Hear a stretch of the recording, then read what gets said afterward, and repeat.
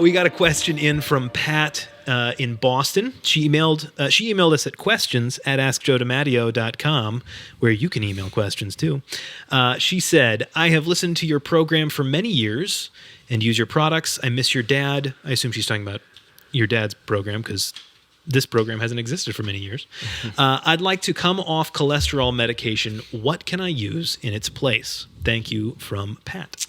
Yeah, I mean, we get a lot of questions like that. That's sounds very specific, but it's very broad. Yeah. And what I mean by broad is if you have history of heart attacks, and in your family, maybe you've had one, you're on 40, 80 milligrams of Lipitor, well, then the plan for you to come off of your cholesterol drugs is for all intents and purposes, not to.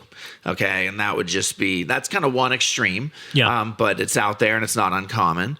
And then the other extreme is, maybe you're in your 30s or 40s or maybe even a little older, but you eat a great diet. You feel like you're very healthy.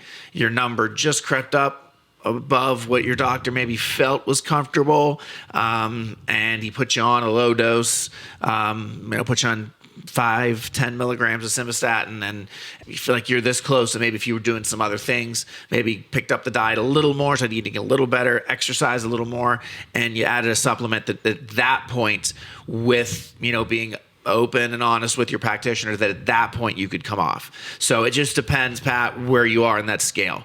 If you're on that first scale I mentioned, you just kind of got to do what you got to do.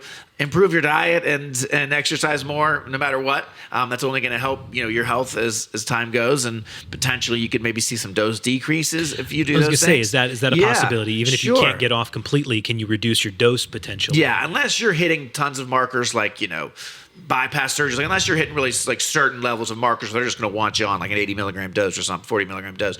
Unless you're hitting some of those really high markers, yes, they're going to still be basing, for the most part, they're not going to want you to go too low, and we don't want to see that either. We don't want to see it driven too low. So that's always out there. Step one, if you feel like you're in that mid to high range and you can't come off right away or anything like that, that maybe first goal is, again, because it's going to be so good for your health overall anyway, to maybe have dose decrease be goal. So if you're in that lower range, you just started, you're on the low pill, you don't have a whole lot of history, then we could look at something like red yeast rice. Yep. 2 of those twice a day. You could also look at something like bergamot. You can take them together, or you can start with one or the other. So those are 2 great options, 2 great supplements that we would recommend, that we've been using for years, that again, if you fall within the proper parameters, and you're upfront with your doctor about how you're going to go about doing it, even better if you want to work with us, where we have a nurse practitioner that can at least work with you, and at least whenever you talk to your doctor, help you make a little bit better of a decision and help you maybe to convey what you're doing better. I think that's an ideal way to do it if it's something you really want to do. Makes sense. There's definitely some parts that we need to add there. When initiated on cholesterol medication or statins, it's not just based on the number. Yeah. Your cholesterol value, that's certainly a massive component of it. It's initiated based upon your ASCVD risk. So at some point your doctor may have discussed, it stands for atherosclerotic cardiovascular disease. So if your risk is greater than 10%, they're going to recommend some sort of cholesterol lowering agent. And beyond just the cholesterol lowering benefit of the drug, there are some other purported benefits as far as reducing the risk for a cardiac event. So it's tough. Yeah. It's tough. I would be curious to know what her risk is. Right. There's any details in there. Yeah. So we don't know age, we don't know weight, we don't know lifestyle. Yeah. And so it is tough. I mean, they're seeing more and more, the lower you get the HDL, the better it is. And so you kind of understand why they're quick to initiate. And the other layer to this is, something I think we should talk about soon is, there were updates in the European guidelines with how a lot of this works. Okay. And there are some new blood markers that they're testing for.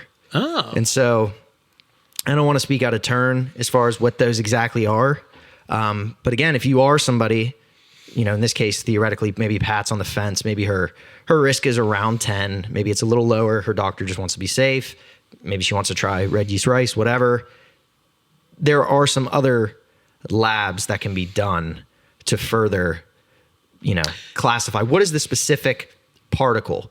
What's the particle sizes? What kind of cholesterol particles are we dealing with? Right. There are certain particles that portend these sort of long-term event risk issues. Yeah, because not all cholesterol is the same. Right. And beyond just the HDL, LDL thing. I mean, it's all within sort of the LDL umbrella that there's something specific about those particles that these guidelines talk about. And I think that we'll talk about at some point. Yeah. That if this is something she wants to explore a little further, we can talk to her. We can have her ask her prescriber about some additional testing. Okay, so bottom line is she needs to make sure she's communicating with her doctor openly and honestly.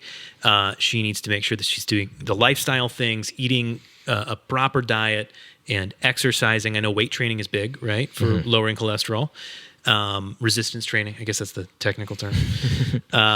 And we need to, she can look into red yeast rice and bergamot to kind of help bring those numbers down altogether. But the bottom line is, if your risk is too high, you may just need to stay on them forever, and that's okay because that's better than dying. And definitely talk to your doctor. And if you want, we can work with them, talk to Joyce, and get some specifics figured out there. Very cool.